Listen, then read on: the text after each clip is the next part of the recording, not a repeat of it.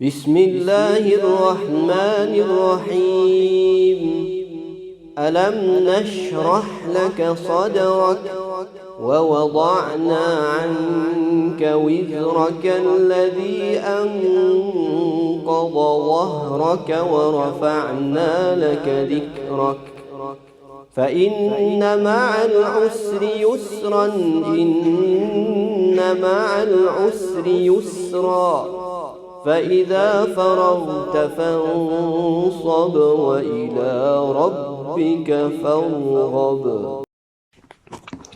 The next sifa, qalqala. It literally means shaking or disturbance. It is found in the letter of qaf, ta, ba, jim and dal in the combination qutbu jaddin. When these letters are pronounced, there's a disturbance in the makhraj, making it seem as if they are being read with an extra echoing sound. So I like to give the example of those small speed bumps by the airports or shopping malls. You just ride over them and there's a small bump. So that shudder, that's the type of echoing sound we are looking for when pronouncing the letter of qalqala. So for example, lam yalid wa lam yulad. So it's natural, it is just a slight bump of the tongue in that particular example, the dal, ad, id. So ab, ib, ub. So you'll try this out, practice the sifat with all the letters of qalqala, aq, iq, uq. So lam yalid wa lam yulad.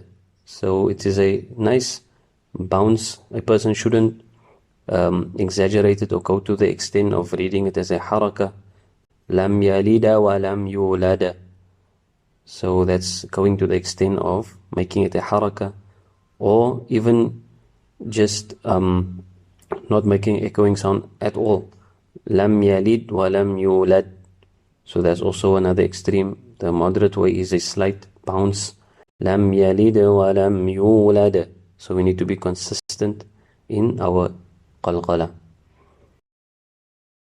Number 7, istitala. It literally means to lengthen. It is found in the dad. When pronouncing the dad, the sound is lengthened from the beginning of its makhraj till the end, from the beginning of the side of the tongue until its end, until it reaches makhraj of lam. So the side of the tongue, it needs to touch, not the whole side, but the back and the side of the tongue.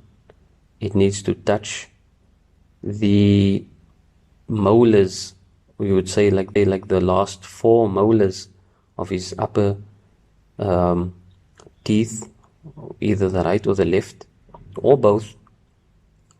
And this sound is from the beginning till the end of its makhraj. It needs to be there. So like walal, so from the time it goes to the makhraj till you're pronouncing it, it's a full sound and it's from the beginning till the end. Walal,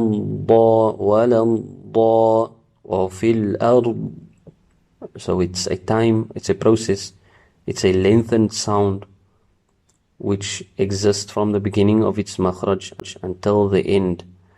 So this is one sifa which is restricted to this letter, the dad, and it is also one of those sifat which can differentiate between the dad and the ta, which has also itbaq in both of them. It has isti'la in both of them. So another extra sifa to differentiate the dad would be this istitala. Next, the sifat arida, and this is the temporary sifat. These characteristics are temporary. Sometimes they are found in a letter and sometimes they are not. So this is the next category of sifat. There are 11 in number: the idhar, the idgham, iqlab, ikhfa, tafkhim, tarqiq, mad, qasr, harakat, sukun, sakt.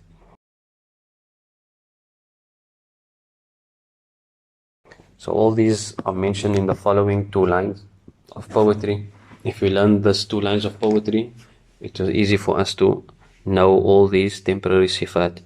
إظهار إدغام وقلب وكذا إخفى وتفخيم ورق أخذا والمد والقصر مع التحرك وأيضا السكون والسكت حكي. So this is just a summary of the Sifat. If we go over this grid and we'll be able to explain each one of these Sifat, then we will have a good command of Sifat. وَإِذْ قَالَ إِبْرَاهَامُ رَبِّ اجْعَلْ